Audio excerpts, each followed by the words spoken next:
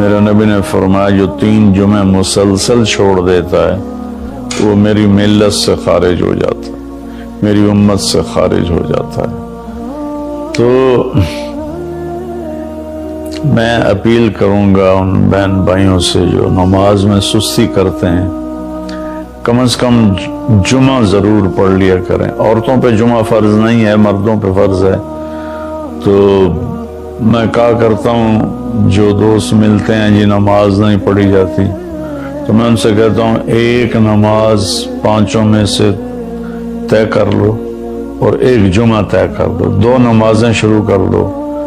جس نے بھی اس پہ عمل کیا وہ 5 وقت کا نمازی بن گیا۔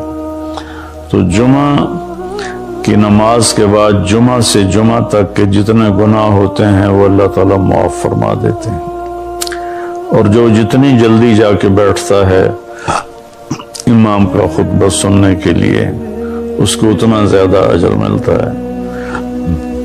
تو آج رمضان کا پہلا جمعہ ہے کہ ہم اس کا اہتمام کریں۔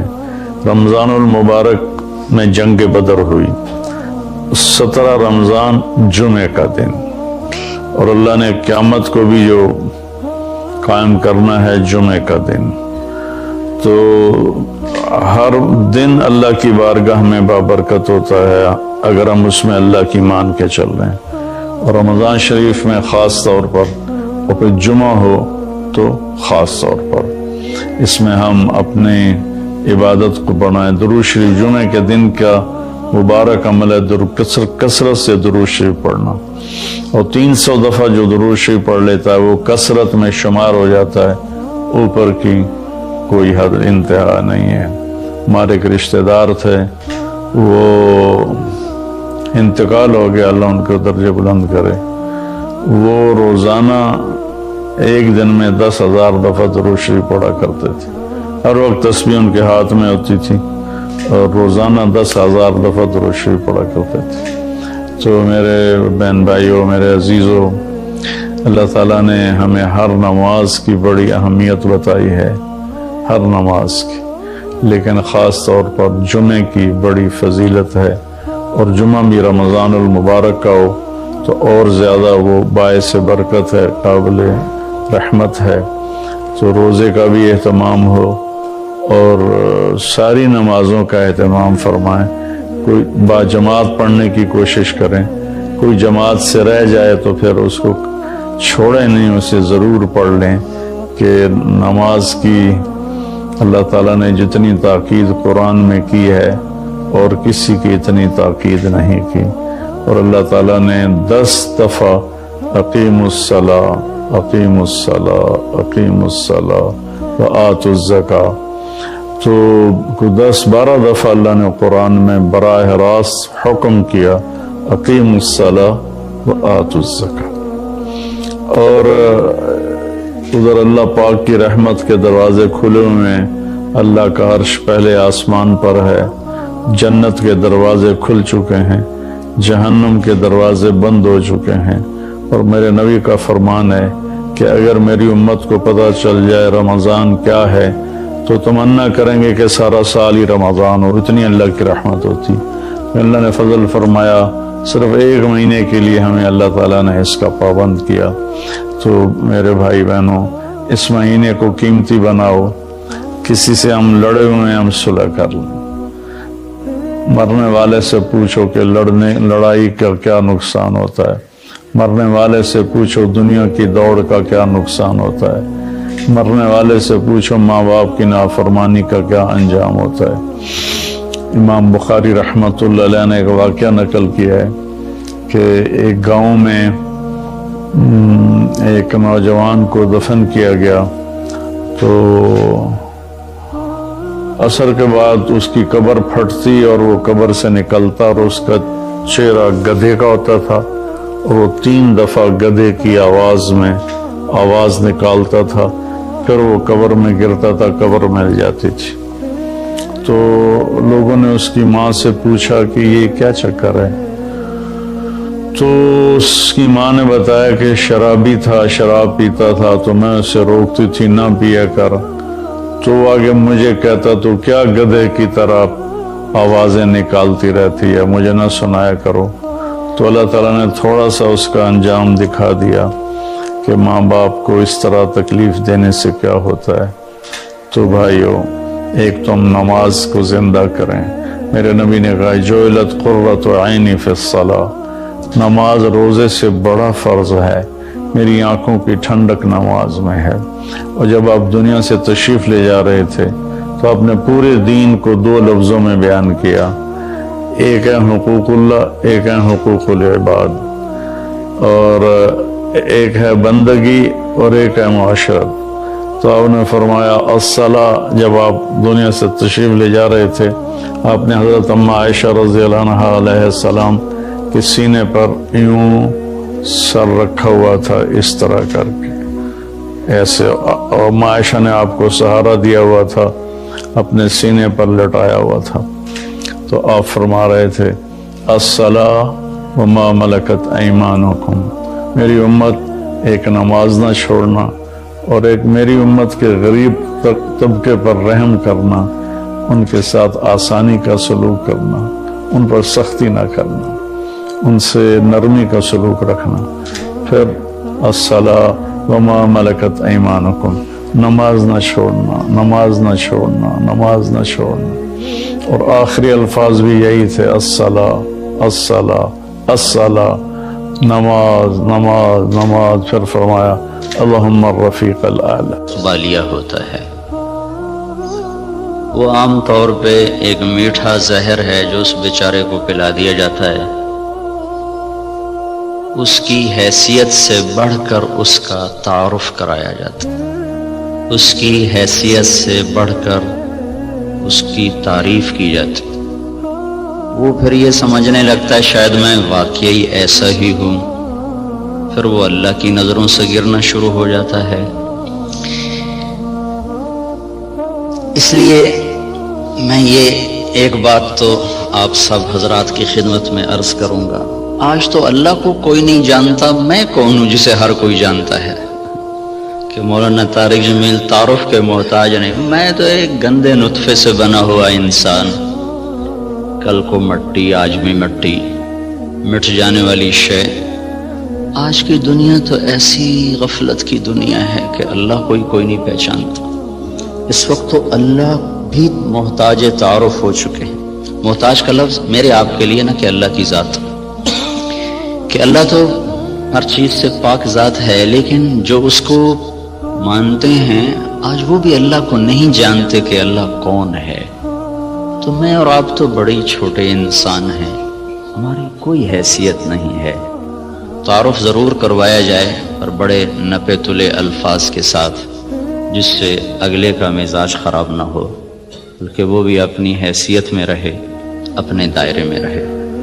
हमारे उस्ताद साहब रहमतुल्लाह अलैह जिनसे बुखारी पढ़ी, वो फरमाया करते थे इल्म की दो किस्में हैं, एक वो जो किसी के ज़रिए से हासिल हो उसको कहते हैं हुसूली, हासिल हुआ। एक वो जो मैं खुद जानता हूँ उसे कहते हैं वजूदी। वज़न में वजूदी इल्म की ताकत हुसूली इल्म से ज़्यादा होती है।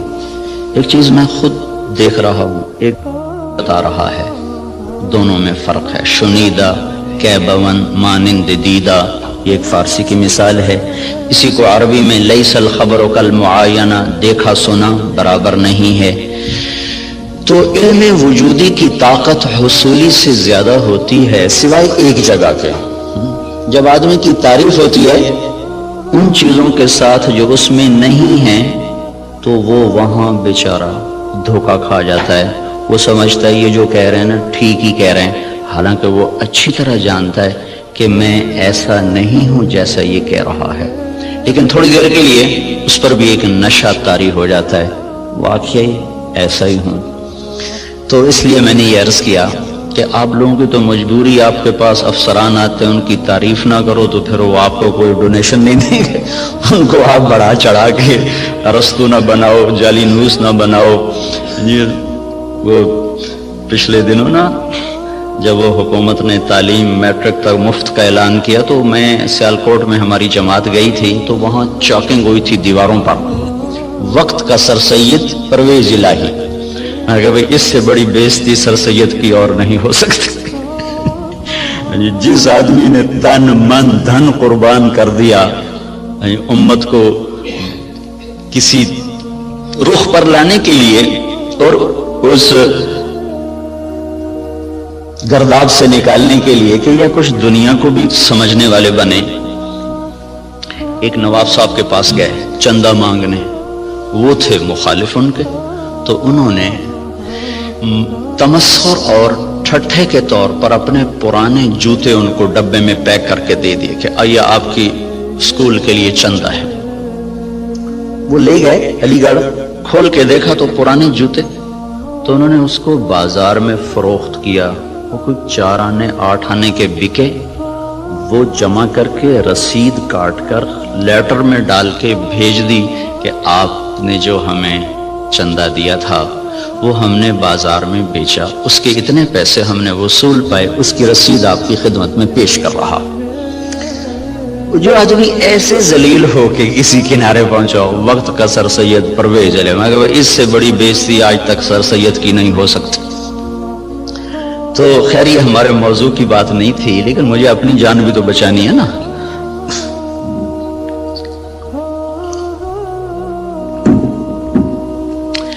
اللہ تبارک و تعالی نے ہمیں ایک ذہن دیا ہے. اس وقت ذہن یہ ہے کہ ہم اپنی محنت کا کماتے ہیں، محنت کا کھاتے ہیں، جو کماتے ہیں جو مرضی کریں. یہ ایک ذہن جس کو ہم سرمایہ داری کا نظام کہتے ہیں. یہ 1925 میں ایک شخص پیدا ہوا تھا وہاں گلاسکو کا. اس نے یہ نظریہ دیا تھا، اس نے کتاب لکھی تھی دی ویلتھ آف نیشن. تو اس میں اس نے یہ نظریہ دیا تھا کہ آدمی کو کمانے میں آزاد ہونا چاہیے، جو جیسے مرضی کمائے، اس سے مال کی دوڑ لگے گی اور لوگوں کے پاس سرمایہ وافر ہو جائے گا. ایڈورڈ سمتھ اس کا نام تھا. اس کے مقابلے میں ایک نظریہ تھا جو کارل مارکس نے دیا کہ سب کچھ نیشن کا ہے، حکومت کا ہے، کسی کا کوئی حق کوئی نہیں، حکومت اس کو صحیح طور پر تقسیم کرے گی. یہ 2 غلط نظریے دنیا میں چلے، ایک ختم ہو گیا، ایک قریب المرگ ہے، ختم ہونے پر ہے. اسلام اس کے بیچ میں لاتا ہے، وَكَانَ بَيْنَ ذَلِكَ قَوَامًا، وہ درمیان میں لاتا ہے. وہ ملکیت اللہ کی ثابت کرتا ہے، نہ میری نہ حکومت کی. الملک للہ. ہمارے نبی جب صبح اٹھتے تھے نا تو آپ ایک دعا مانگا کر صبح اٹھتے ہی، اصبحنا واصبح الملک للہ والکبریاء والعظمۃ للہ والخلق والامر واللیل والنہار وما سکن فیہما للہ وحدہ. اللہم اجعل اول هذا النہار صلاحا واوسطہ فلاحا وآخرہ نجاحا. اسألک خیر الدنیا والآخرۃ یا ارحم الراحمین.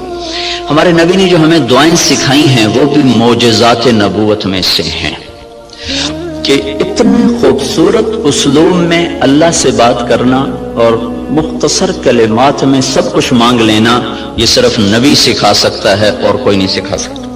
تو صبح اٹھتے ہی کیا اعتراف عبودیت ہے، عبدیت ہے. اصبحنا واصبح الملک للہ. میرے رب، ساری کائنات جس پر دن چڑھ رہا ہے وہ تیری ہی ہے. ساری عظمتیں، جلال و کبریا وہ تیرے لیے ہے. ساری مخلوق، سارا کچھ وہ تیرا ہی ہے. زمین آسمان جو اس کے درمیان ہے وہ سب کچھ تیرا ہے. جب سب کچھ تیرا ہے میں تیرا محتاج بن کر تجھ سے سوال کرتا ہوں، یا اللہ اس دن کا اول وہ فلاح بنا دے اور اس کے درمیان کو صلاح بنا دے، اس کے آخر کو نجات بنا دے. یہ تصور ہمیں اللہ کی طرف سے ملا ہے کہ جو کچھ میرے پاس ہے وہ بطور استحقاق نہیں، بطور امتحان ہے. یہ 2 لفظوں میں راستے جدا ہو جاتے ہیں. میرے پاس جو کچھ ہے بطور استحقاق نہیں، بطور امتحان ہے. جو کچھ ملا، جس کو ملا،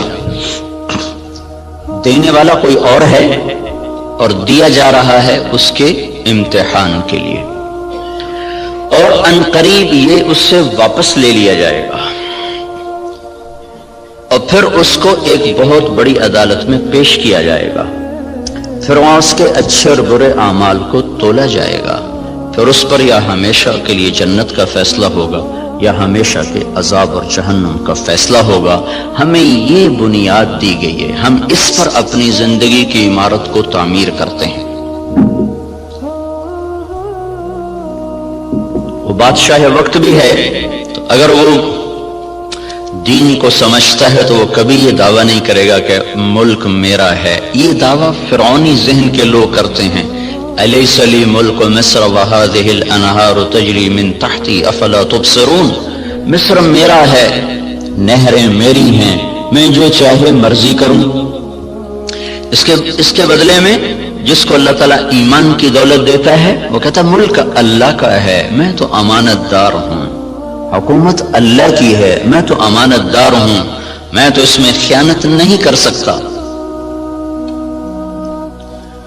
عمر بن عبدالعزیز کے بچوں نے ماں سے کہا کپڑے چاہیے، عید آ رہی، انہوں نے خامن سے کہا، اور عمر بن عبدالعزیز 3 بر اعظم پر حکمران ہیں، میں بیت المال ایسا بھرا کہ نہ بعد میں کبھی بھرا نہ پہلے کبھی بھرا۔ تو انہوں نے بیوی نے عرض کیا کہ بچے کپڑے مانگ رہے ہیں، تو انہوں نے فرمایا میرے پاس تو پیسے کوئی نہیں۔ اس سے پہلے خلفاء نے خزانے کو استعمال کیا جیسے چاہا، انہوں نے اپنا سمجھ لیا تھا، دھوکہ کھا گئے۔ ایک ایمان والا آیا، اللہ سے ڈرنے والا آیا، اس نے کہا الملک للہ، کہا فاطمہ یہ تو دولت میری نہیں ہے، یہ تو امانت ہے، میرے پاس پیسے نہیں، میں کپڑے کہاں سے لے کر دوں؟ بیوی نے کہا اگلے مہینے کی تنخواہ ایڈوانس لو، میں اس سے کپڑے سی لوں گی، روٹی کا خرچہ میں گھر بیٹھے مزدوری کر کے نکال لوں گی۔ چلنے گئے، ہاں یہ میں کر سکتا ہوں۔ تو انہوں نے اپنے خزانچی کو بلا کے فرمایا کہ ہمیں اگلے مہینے کا خرچہ، اگلے مہینے کی تنخواہ ہمیں ایڈوانس دے دی جائے۔ تو خزانچی نے کہا اب مجھے اگلا مہینہ زندہ رہنے کی ضمانت دے دے، میں آپ کو تنخواہ دے دیتا ہوں۔ تو وہ چپ کر کے واپس آ گئے اور اپنی بیوی سے کہا فاطمہ، یہ فاطمہ عبد الملک کی بیٹی ہے، یہ عورت دنیاوی نسبت کے لحاظ سے اس جیسی معزز خاتون دنیا میں آج تک نہیں آئی، آئندہ کوئی آئے جائے تو پتہ نہیں، آج تک دنیاوی نسبت کے لحاظ سے اس خاتون جیسی کوئی عورت نہیں پیدا ہوئی۔ اس کا دادا بادشاہ تھا، اس کا باپ عبد الملک بادشاہ تھا، اس کے 4 بھائی ولید، سلیمان، یزید، ہشام، چاروں بادشاہ بنے، اس کا خامد عمر بن عبدالعزیز وہ بادشاہ بنا۔ یہ عورت 7 نسبتوں سے شہزادی تھی، دادے سے لے کر باپ، 4 بھائی، خامد، ایسی نسبت کی عورت آج تک نہیں پیدا ہوئی۔ اسے فرمایا فاطمہ بچوں سے کہہ دو کہ تمہارا باپ کپڑے لے کے نہیں دے سکتا، الملک للہ، ملک اللہ کا ہے۔ جب عید ملنے کے لیے خاندان کے لوگ آئے، بنو امیہ بڑے زوردار لوگ گزرے ہیں، تو جب لوگ آئے تو خاندان کے لوگ آئے تو بچے بھی ملنے کے لیے آئے، تو ان کے وہی خستہ حال کپڑے تھے۔ تو عمر کہنے لگے بیٹو تمہیں آج صدمہ تو ہوگا کہ تمہارے باپ نے تمہیں کپڑے لے کر نہیں دیے، اور آج تم اوروں کے سامنے کھڑے ہونے میں کچھ سبکی محسوس کر رہے ہو۔ تو ان کے بیٹے نے کہا عبد الملک نے کہ نہیں ابا جان، آج ہم عزت محسوس کر رہے ہیں کہ ہمارے باپ نے خیانت نہیں کی، ہم آج عزت محسوس کر رہے ہیں، ہمارے باپ نے خیانت نہیں کی۔ تو یہ نظریہ اسلام ہے کہ ملک اللہ کا ہے، جو کچھ دیتا ہے اللہ دیتا ہے، اور وہ بطور امتحان دیتا ہے، اور ہم اس میں امین ہیں، ہم اس میں امین ہیں، اور اس کو ہم ایسے استعمال کریں گے جیسے اللہ چاہتا ہے۔ ہم اسے ایسے استعمال نہیں کر سکتے جس سے میرا اللہ ناراض ہو یا اللہ کا رسول ناراض ہو اور اس کے سامنے مجھے شرمندگی اٹھانی پڑے۔ اسی کو اس آیت میں بیان کیا گیا، افرأیتم ما تحرثون، یہ جو تم ریسرچ کر رہے ہو، اانتم تزرعونہ ام نحن الزارعون، یہ تمہارا اللہ تمہیں راہیں سجاتا ہے کہ تم اپنی طاقت سے کرتے ہو۔ یہ وہی نظریہ کہ جو کچھ ہے اللہ کا، بھئی ہماری کوشش ہے، ہماری کوشش ہے اس کو برابر کرنے والا، اس کو پھل دینے والا وہ اللہ ہے۔ اَأَنْتُمْ تَزْرَعُونَهُ، بولو تم ہو یہ زراعت کرنے والے، ام نحن الزارعون، یا ہم ہیں زراعت کرنے والے۔ ان اللہ فالق الحب والنوا، کسی سائنسدان میں یہ طاقت ہے کہ زمین میں پڑے ہوئے دانے کو پھاڑ کے دکھا دے؟ کسی میں یہ طاقت ہے کہ وہ جڑوں کو اپنے حکم کے ساتھ چلانا شروع کرے، وہ تنے کو اپنی طاقت سے اٹھانا شروع کرے؟ کسی میں یہ طاقت ہے کہ وہ زمین کی رگوں سے غذا کو سمیٹ کر درخت کو پہنچائے اور پھر اس کے اندر رنگ بھرے، اس کے اندر ذائقے بھرے، اس کے اندر مٹھاس بھرے اور اس کے اندر تاثیرات کو بھرے، اس کے اوپر چھلکے کو لائے، کسی کو کاشوں میں بھر دے، کسی کو دانوں میں بھر دے، کسی کو میں گٹھلی بنا دے، کسی کو بن گٹھلی کے بنا دے، کسی میں مٹھاس ڈال دے، کسی میں کھٹاس ڈال دے؟ تو آسمان والا دعویٰ کر رہا ہے لو نشاء لجعلناہ حطاما، میں چاہوں تو تمہاری کھڑی کھیتیوں میں سے پھل کھینچ دوں اور کھڑی کو بھوسا بنا دوں، فظلتم تفکہون، بیٹھے باتیں کرتے رہ جاؤ۔ انا لمغرمون، ارے قرضے چڑھ گئے بھائی، بل نحن محرومون، بلکہ سب کچھ چھپ گیا، مول ہی گیا۔ تو یہ ہمیں نظریہ قرآن دیتا ہے کہ ہم جو کچھ کرتے ہیں وہ اللہ کی امانت ہے، تائید ربانی شامل حال ہے، اللہ کا ہم ساتھ ہے، تب یہ قدم ہمارے اٹھتے ہیں۔ اس نظریے والے کی تحقیق اور ریسرچ پر بھی وہی کچھ ہوتا ہے جو ایک کافر کی ریسرچ پر ہوتا ہے۔ تو فرق کیا ہے اس نظریے کے ساتھ ایوب ریسرچ آنا اور اللہ کے انکار کے ساتھ کسی لیبارٹری میں جانا؟ نتیجہ تو دونوں کو اللہ دے دیتا ہے، اس کو بھی دے دیتا ہے، اس کو بھی دے دیتا ہے۔ تو لیکن اس کا فرق کیا ہے؟ اس کا فرق پڑتا ہے عملی زندگی میں کہ جو آدمی اپنا سب کچھ کر کے چلتا ہے پھر وہ آزاد ہو کے چلتا ہے، وہ اپنی ترتیب زندگی میں نہ اللہ کو پہچانتا ہے نہ اس کے رسول کو پہچانتا ہے، اور جو اسے اللہ کی امانت سمجھ کے چلتا ہے اس کی ترجیحات تبدیل ہو جاتی، وہ اللہ اس کے رسول کو سامنے رکھ کر چلتا ہے اور وہ آخرت میں جواب دہ ہونے کے احساس سے چلتا ہے۔ یہ دو سوچ ترجیحات کو تبدیل کر دیتی ہے، ان کی سوچ اور طرف چلی جاتی ہے، وہ حرص و ہوس کے بندے بن جاتے ہیں، اللہ اس کے رسول سے غافل ہو جاتے ہیں۔ یہ قدم قدم پہ لرز لرز کے چلتا ہے، کانپ کانپ چلتا ہے۔ یہ عملی زندگی میں پھر یہ نظریہ طاقتور بن کے انسانیت کو صحیح رخ پر لاتا ہے، جو آپ کے ڈاکٹر صاحب نے فرمایا کہ ہم ذلت و پستی کا شکار ہیں۔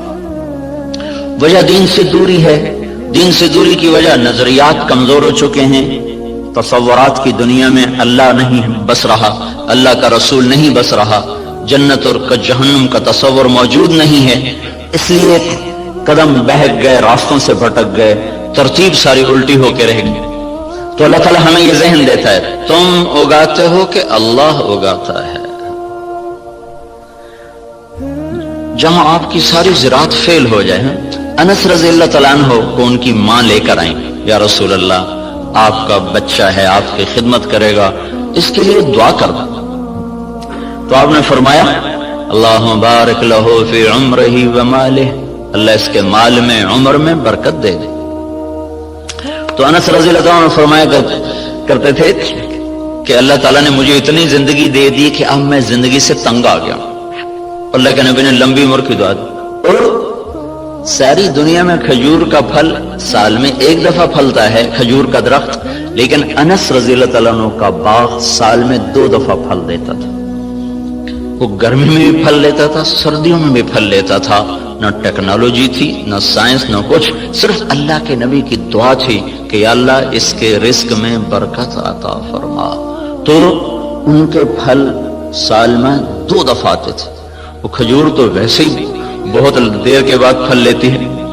سلمان فارسی آئے کہ یا رسول اللہ آزادی تو ملی پر نہ ملنے کے برابر کا، کیوں؟ کہ وہ یہودی نے کہا ہے 100 پودے کھجور کے لگاؤ، جب وہ پھلدار ہو جائیں پھر تمہیں آزاد کروں گا۔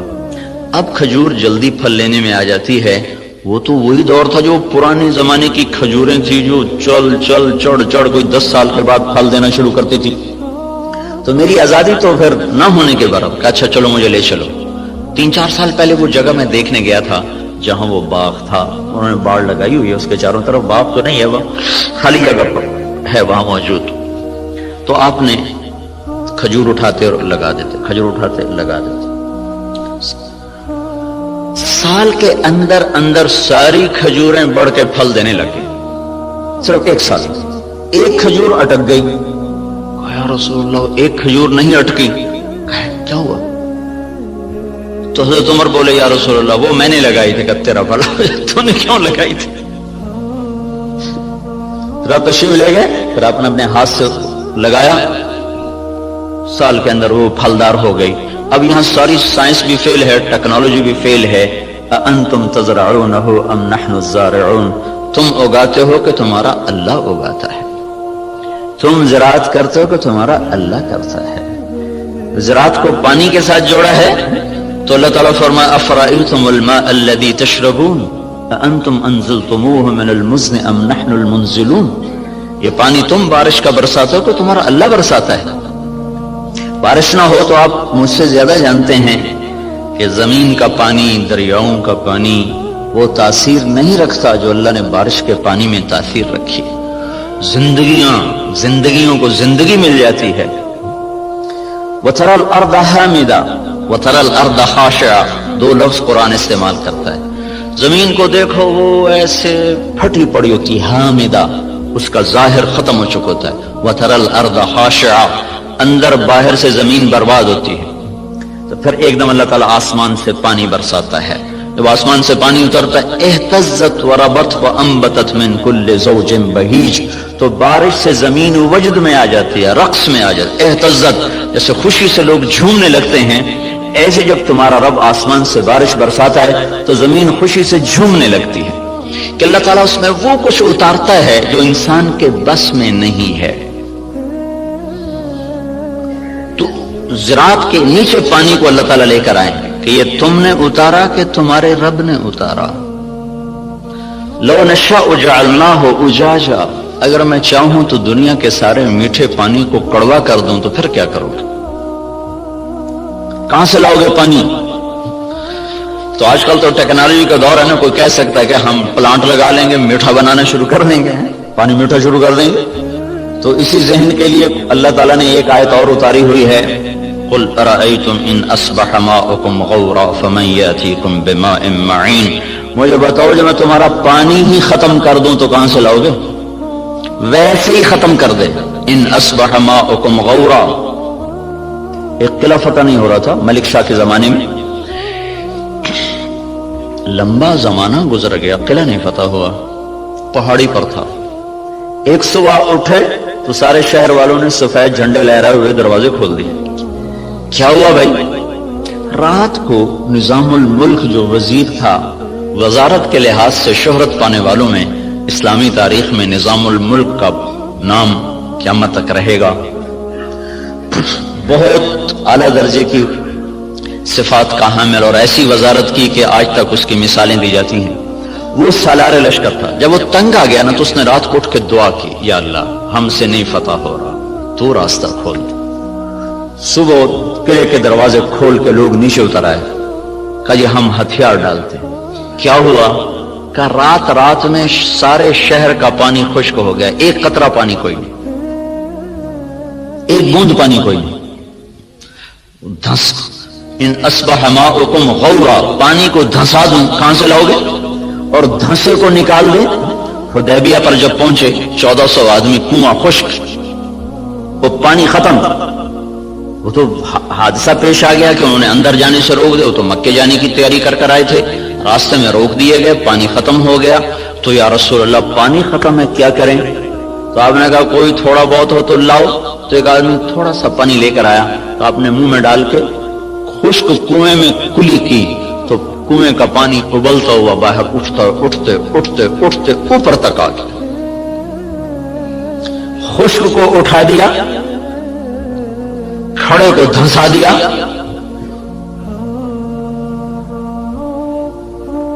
ایک شخص جا رہے ابو الحسن نام مجھے پوری طرح یاد نہیں. راستے میں تھے جنگل میں, پیاس لگی, پانی کی تلاش میں کنویں پر پہنچے، دیکھا تو پانی نیچے، تو انہوں نے اپنے موزے کو اتارا، جوتے کو اتارا، وہ لمبا جوتا ہوتا تھا، اس کو پگڑی سے باندھ کر نیچے لٹکایا تو پانی نیچے تھا، وہاں تک جوتا نہیں جا سکا، تب پریشان ہو کے بیٹھ گئے، اب کیا کروں، پیاس سے جان جا رہی۔ اتنے میں کہ ہرن دوڑتا ہوا آیا، اس نے آ کر تیزی کے ساتھ پہلے یوں نیچے نظر دوڑائی تو پانی بہت نیچے، پھر سیدھا ایسے آسمان کو دیکھا، ایسے یوں دیکھنا تھا کہ پانی فوارہ مارتا ہوا منڈیر کے ساتھ آ کے لگ گیا۔ تو اس نے پیا، انہوں نے بھی پیا، تو ان کو دل میں خیال آیا یہ کیا چکر ہے، یہ جانور اس کے لیے اتنا اکرام اور میں انسان اور ایمان والا، میرے لیے تو یہ ہوا نہیں، جانور کے لیے یہ ہو گیا۔ تو ایک آواز سنی تو رسی اور ڈول کے سہارے ڈھونڈتا رہا، اس نے سیدھا اپنے رب کو پکارا، اللہ پکارنے والوں کی ایسے ہی سنتا ہے۔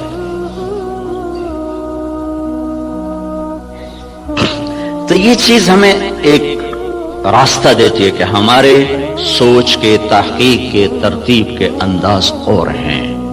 اللہ تعالیٰ جن چیزوں کو ہمارے اوپر لازم کرے گا انہیں ہمیں کرنا ہوگا۔ نماز اذان کے بعد بھی ڈاکٹر صاحب دفتر میں بیٹھے ہوں، ریسرچ کر رہے ہوں، تو یہ ساری ریسرچ زہر حلاحل ہے، اب اس کا انسانی خدمت سے تعلق ختم ہو چکا ہے۔ اللہ کی ندا کے بعد بھی تحقیق چل رہی ہو، اللہ کی صدا کے بعد بھی دفتر چل رہا ہو، تو یہ ساری برکتیں اپنے ساتھ لے کے چلا جائے گا۔ اب ہمارے لیے حکم ہے بند اذان باہر دینے کا حکم ہے، مسجد کے اندر اذان دینا مکروہ ہے۔ باہر بلال رضی اللہ تعالیٰ عنہ مسجد کے ساتھ ایک کوٹھا تھا، ایک صحابی کا گھر تھا، اس کی چھت پہ چڑھ کے اذان دیا کرتے تھے کہ اذان باہر کی زندگی کو معطل کرنے کے لیے ہے اور مسجد کی زندگی کو آباد کرنے کے لیے ہے۔ حی علی الصلاۃ کے بعد اب نہ کوئی دکاندار، نہ کوئی تاجر، نہ زمیندار، نہ کوئی مرد، نہ کوئی عورت، جو جہاں پر ہے اسے حکم ہے کہ ہاتھ اٹھا لے اور چلے اس رب کی طرف جو کہہ رہا ہے حی علی الصلاۃ، آؤ نماز کی طرف۔ یہاں کیا ملے گا؟ یہاں تو ہم بہت کچھ کام کر رہے ہیں، لوگوں کی خدمت کر رہے ہیں، ریسرچ کر رہے ہیں، یہاں کیا ملے گا؟ تو اس سوال کا جواب اگلے دو جملوں میں دیا گیا، حی علی الفلاح، آؤ یہیں سے کامیابی ملے گی۔ میں چند دن پہلے گیا تھا یونیورسٹی، وہاں ان کو قصہ سنایا تھا، ابن سینا رحمت اللہ علیہ، وہ طب کی دنیا میں یعنی نبی کہلاتے ہیں کہ ان پر طب کا الہام ہوتا تھا۔ اس شخص کا بنایا ہوا نظام طب اور اس کے قوانین آج بھی معتبر اور مستند سمجھے جاتے ہیں۔ 600-700 برس پہلے وہ شخص گزرا ہے جب اتنے آلات نہیں تھے، لیکن اس شخص میں ایک صفت تھی، جب کسی مسئلے میں اٹک جاتے تھے اور نہیں سمجھ میں آتا تھا تو چھوڑ کے نفل کی نیت باندھ کے کھڑے ہو جاتے اور سجدے میں سر رکھ کر کہتے اے رب میرے اوپر اس مسئلے کو واضح فرما دے۔ سجدے میں پڑھ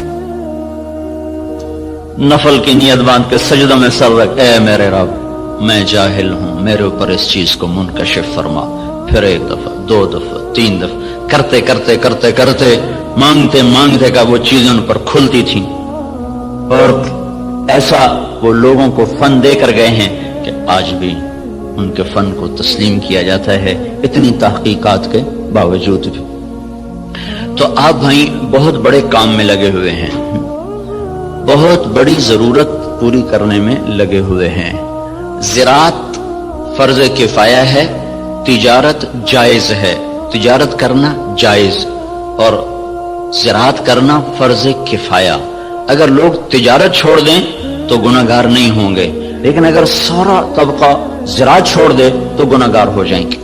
علامہ خزائی رحمت اللہ علیہ نے لکھا ہے کہ زراعت کے چھوڑ دینے سے لوگ گناہگار ہو جائیں گے، یہ فرض کفایہ، جیسے جنازہ سارے چھوڑ دیں تو مجرم ہو جائیں گے، تو زراعت فرض کفایہ ہے۔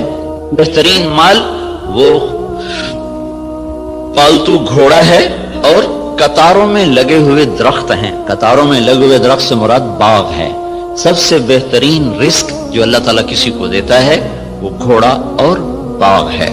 اور آپ نے فرمایا جب اللہ تعالیٰ نے معیشت کو اتارا معیشت کو جب آسمان سے اتارا تو برکت کو کھیتی اور بکریوں میں رکھ دیا.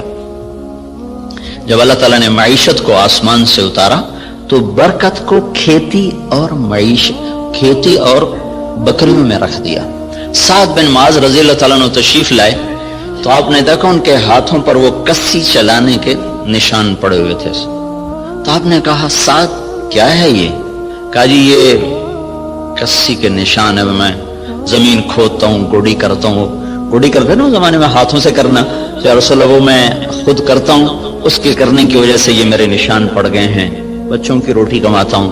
تو آپ نے ان کا ہاتھ لے کر ایسے چوما اور کہا اس ہاتھ پر جہنم کی آگ حرام ہے.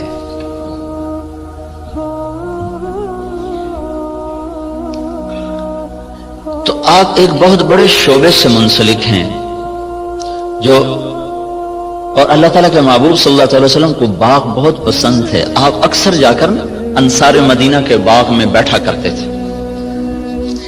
معاویہ رضی اللہ تعالیٰ عنہ سے کسی نے پوچھا، ایک بدو سے پوچھا تجھے کون سا مال پسند ہے؟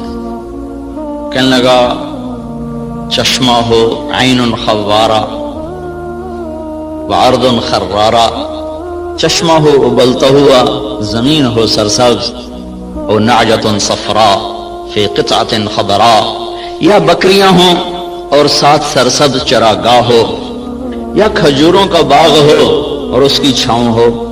تو کہنے لگے اللہ کے بندے سونے چاندی کا تو نے ذکر ہی نہیں کیا. انہوں نے کہا امیر المومنین دفع کرو، یہ بھی کوئی چیز ہے، خرچ کرو تو ختم ہو جائیں، نہ کرو تو پتھر کی طرح پڑے رہیں.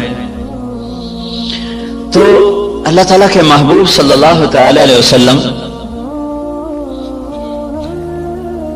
نے ان ہاتھوں کو چوما کہ ان پر جہنم کی آگ حرام ہے. اور معاویہ رضی اللہ تعالیٰ عنہ اتنی بڑی زراعت تھی کہ ان کے کھیت میں 5 لاکھ من گندم ہوتی تھی. جس زمانے میں یہ ایسی اقسام تیار نہیں ہوئی تھیں کہ جو ایکڑ میں 50 من ہو اور ایکڑ میں 60 من ہو. وہ ایک پرانی ہم نے بھی تھوڑی سی رکھی ہوئی ہے باپ دادے کی 591، وہ بس ہم اپنے کھانے کے لیے 2 ایکڑ کاش کر لیتے ہیں، 15-20 من 1 ایکڑ سے وہ ہوتی. یہ اقسام نہیں تھی اور اس کے باوجود 5 لاکھ من گندم ان کے فارم سے نکالی جاتی تھی. اور عمر رضی اللہ تعالیٰ عنہ جب خلیفہ بنے تو انہوں نے اپنے ساتھ تھوڑا بہت اپنا کام کرتے تھے، تو چلتے چلتے چلتے ان کی سالانہ جو آمدن تھی وہ 40,000 اونٹ تھے. 40,000 اونٹ عمر رضی اللہ تعالیٰ عنہ کے سارا سال وہ چراگاہوں میں چرتے رہتے تھے اور روزانہ 20 اونٹ ذبح کر کے مہمانوں کو کھلایا کرتے تھے، اور خود مہینے میں 1 دن گوشت کھاتے تھے.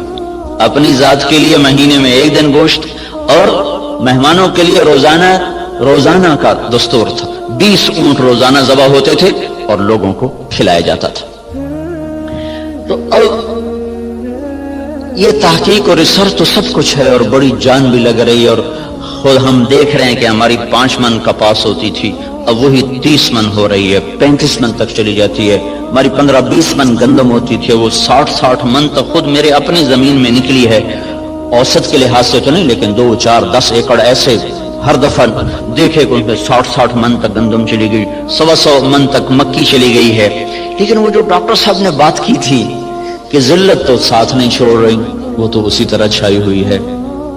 اتنی فراوانی کے باوجود ذلت سروں سے جائی نہیں رہی کہ اس کے لیے ایک اور نظام ہے، اس کے لیے اور اسباب ہیں. اس ریسرچ و تحقیق و تدقیق کے ساتھ ایک نظام اور ہے، وہ ہے اللہ اس کے رسول کی پسندیدہ ترتیب زندگی کو بھی سیکھنا اور اس کو بھی اپنی زندگی میں شامل کرنا اور اس کو لے کر ساری دنیا میں پھرنا. اس امت کا جو کام ہے وہ ساری دنیا کے انسانوں کو اللہ کا تعارف کروانا اور اللہ کے دین کی طرف بلانا ہے. وہ پہلو ہمارا بالکل خالی ہو گیا. میں مکہ میں تھا تو مجھے ایک ملے، اس کے PhD تھے ارضیات کے، ایک جگہ کھانے پہ ان سے ملاقات. وہ مجھ سے کہنے لگے آپ کے پاکستان کی جو زمین ہے ساری دنیا میں ایسی زمین کسی ملک کے پاس نہیں ہے جو اللہ تعالیٰ نے قدرتی اس کے اندر صفات رکھی ہیں، دنیا کے کسی خطے میں یہ صفات موجود نہیں۔ میں نے کہا آپ کی بات درست ہے، لیکن ایک اور ہمیں وائرس لگ گیا ہے جس نے ہماری ہر شے کو برباد کر دیا ہے، وہ بددیانتی اور خیانت کا وائرس ہے جو جان نہیں چھوڑ رہا۔ امریکن سنڈی بھی مر گئی اور کپاس کے وائرس کا بھی علاج ہوگا۔ تو بیوٹی کپاس میں نے اس دفعہ 10 ایکڑ کاشت کی تجربے کے طور پر، جس پر سنڈی ویسے ہی نہیں آئی، وہ نہیں آئی، ہم نے 10 ایکڑ کاشت کیا تجربے کے طور پر، اس پر سارے سیزن میں کوئی سنڈی کا اٹیک نہیں ہوا سوائے لشکری سنڈی کے۔ تو وائرس کا بھی کنٹرول ہو گیا، سنڈیاں بھی کنٹرول ہو گئیں، لیکن یہ جو بددیانتی کا وائرس لگا ہے یہ مصیبت خانہ بڑھتا ہی جا رہا ہے، بڑھتا ہی جا رہا ہے۔ جب تک یہ اندر سے نہیں نکلے گا اللہ تعالیٰ کی نظروں سے ہم گرتے رہیں گے، گرتے رہیں گے، گرتے رہیں گے۔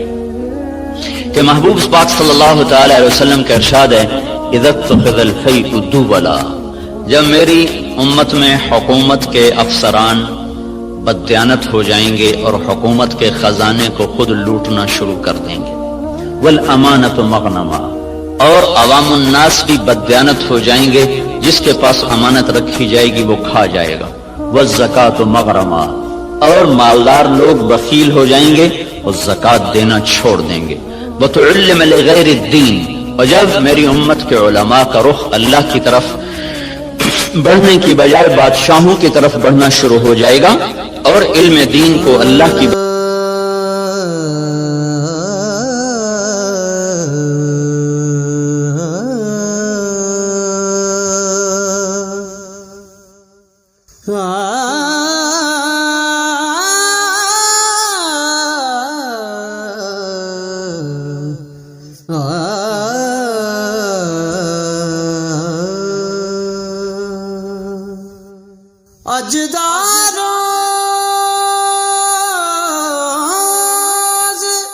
بجائے دنیا کے لیے حاصل کیا جانے لگے گا، وَأَطَاعَ الرَّجُلُ زَوْجَتَهُ، اور لوگ بیویوں کے فرما بردار ہو جائیں گے، وَعَقَّ أُمَّهُ، اور ماؤں کے نافرمان ہو جائیں گے، اور أَدْنَىٰ صَدِيقَهُ، دوست کو دیکھ کر باہیں پھیلا کر گلے سے لگائیں گے، وَأَقْصَىٰ أَبَاهُ، باپ کو دیکھ کر ان کو دھکا دے کے راستے سے ہٹا دیں گے، وَصَادَ الْقَبِيلَةَ فَاسِقُهُمْ، قبیلے کا سردار نافرمان ہوگا، وَأُكْرِمَ الرَّجُلُ مَخَافَةَ شَرِّهِ، ایک دوسرے کو اکرام کر کے بھی آپس میں بغض رکھا ہوا ہوگا، مسکرا کر بھی ملنا ہوگا، اندر میں نفرت بھی ہوگی، ایک دوسرے کے شر سے بچنے کی ہر ایک کی نیت ہوگی، وَكَانَ رَئِيسُ الْقَوْمِ أَرْذَلَهُمْ، بڑے بڑے کلیدی عہدوں پر نکمے لوگوں کو بٹھا دیا جائے گا، نااہل لوگوں کو بٹھا دیا جائے گا، وارتفعت الاصوات فی المساجد، مسجدوں میں لڑائیاں شروع ہو جائیں گی اور فرقہ واریت کی آگ بھڑک اٹھے گی، وظہرت القینات والمعازف، اور گانے والیاں معزز اور محترم ہو جائیں گی اور گانے والیاں عام ہو جائیں گی، اور موسیقی چاروں طرف پھیل جائے گی اور موسیقی کے آلات ہر طرف عام ہو جائیں گے، وشربت الخمور، اور شراب عام ہو جائے گی، ولبس الحریر، اور مالدار لوگ مرد ریشم استعمال کریں گے، ولعن آخر هذه الامت اولها، اور اس امت کے آج کے لوگ پہلے لوگوں کو جاہل، ان پڑھ، اس قسم کے القابات سے نوازیں گے۔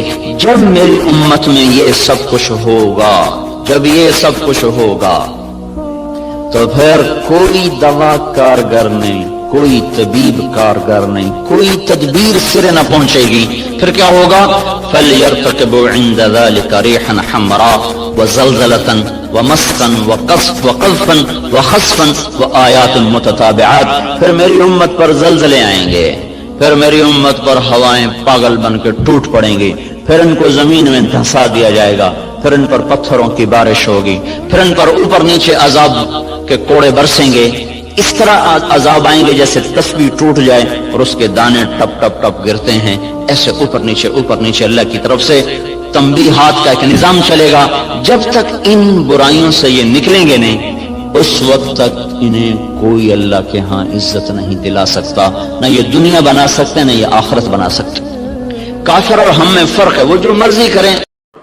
آپ کا گلہ قرآن ہی میں سن لو، جب ایسے نافرمان جو کبیرہ گناہ کرتے کرتے مر گئے، اس بددیانتی میں، شرابوں کے پینے میں، نماز کے چھوڑنے میں، کبیرہ گناہوں میں غرق ہو کے مر گئے، تو یہی اللہ کا رسول جو ہمارے لیے رویا بھی اور تڑپا بھی، یہ نا فلا تذهب نفسک علیہم حسرات، یہ آیت اس مضمون میں ایسی زبردست آیت ہے کہ اس کو اردو زبان میں منتقل نہیں کیا جا سکتا کہ جو اللہ تعالیٰ نے آپ کے اندر کے سینے کا غم، حسرات اور فلا تذهب نفسك علیہم حسرات، ان الفاظ میں جو اللہ نے اپنے محبوب کے سینے کا غم بیان کیا ہے، اللہ کی قسم کوئی زبان اس کا ترجمہ نہیں کر۔ قیامت کے دن جب دیکھے گا ہماری نافرمانیاں تو کہے گا یا رب ان قوم اتخذوا هذا القرآن مہجورا، اے میرے مولا یہی ہے میری وہ امت جس نے میرے قرآن کو چھوڑ دیا، میرے قرآن نے پکارا مسجد میں آؤ، انہوں نے مسجدوں کی راہیں چھوڑ دیں۔ مجھے بتاؤ یہ اتنا مجمع کہاں سے آ گیا ہے؟ یہ اس میں سے 1/3 باہر سے آیا ہوگا، یہ 2/3 تو سارا گلستان کالونی کا ہے۔ ان کے قدم باقی 5 نمازوں میں کیوں نہیں اٹھتے؟ یہ کہاں چلے جاتے ہیں؟ کیا یہ اللہ کی دھرتی پہ 8 دن نہیں رہتے؟ کیا یہ صرف 8ویں دن اللہ کا رزق کھاتے ہیں؟ کیا یہ صرف 8ویں دن اللہ کا پانی پیتے ہیں؟ کیا یہ صرف 8ویں دن اللہ کی ہوا کے ٹنوں ٹن اپنے پھیپھڑوں میں لے جاتے ہیں؟ کیا یہ صرف 8ویں دن اللہ کے دیے ہوئے نور سے دیکھتے ہیں؟ کیا یہ صرف 8ویں دن اپنے کانوں سے سنتے ہیں؟ کیا یہ صرف 8ویں دن اپنے جسم کی نعمتوں سے فائدہ اٹھاتے ہیں؟ کیا یہ صرف 8ویں دن سورج کی روشنی سے نفع اٹھاتے ہیں؟ کیا یہ صرف 8ویں دن تاروں کی جھلملاہٹ سے نفع اٹھاتے ہیں؟ کیا یہ صرف 8ویں دن اپنے بیوی بچوں کے ساتھ بیٹھتے ہیں؟ اس پتھر دل کو کیا ہوا؟ کیوں نہیں اس کے دروازے پہ دستک پہنچتی؟ یہ کیوں ویران ہو گئے؟ ایسے تو پتھر بھی سخت نہیں۔ عطا اللہ شاہ بخاری کہا کرتے تھے اے ہندوستان والو، تمہیں اتنا قرآن سنایا کہ میں سر کو سناتا تو صبا بن جاتی، میں پتھروں کو سناتا تو موم ہو جاتے، میں دریاؤں کو سناتا تو طوفان تھم جاتے، اور میں موجوں کو سناتا تو ان کی طغیانی رک جاتی۔ پتہ نہیں تم کس مخلوق، کس چیز سے بنے ہو، کس خمیر سے بنے ہو، تمہارے سینوں میں دل نہیں ہے، پتھر ہیں، اور پتھر سے بھی زیادہ کوئی سخت ہے، اشد قسوة من الحجارہ، پتھر بھی اللہ کی حیبت سے لرزتا ہے اور کانپتا ہے، پر تم کون سے انسان ہو، کیسے سینوں میں دل لیے پھرتے ہو کہ 5 دفعہ اتنا بڑا بادشاہ تمہیں پکارے حی علی الصلاۃ حی علی الصلاۃ۔ ایک تھانے دار پکارے گلستان کالونی کا کہ تمہارا سمن ہے آ جاؤ، تو سر پہ پاؤں رکھ کے بھاگے، ڈی سی پکارے تو کام چھوڑ کے بھاگے، اور تمہارا زمین آسمان کا بادشاہ تمہیں دن میں 5 دفعہ پکارے اور کانوں پہ جوں نہ رینگے، اور 8ویں دن مسجد کو آ رہے ہوں۔ کیا 8ویں دن کھانا کھایا ہے؟ کیا آج ہی پانی پیا ہے؟ کیا آج ہی چائے پی ہے؟ یہ ایسی جفا اپنے آپ سے کرتے، شیطان سے کرتے، ملک و مال سے کرتے، اپنی دکانوں سے کرتے، یہ بے وفائی اللہ سے کیوں کی ہوئی ہے؟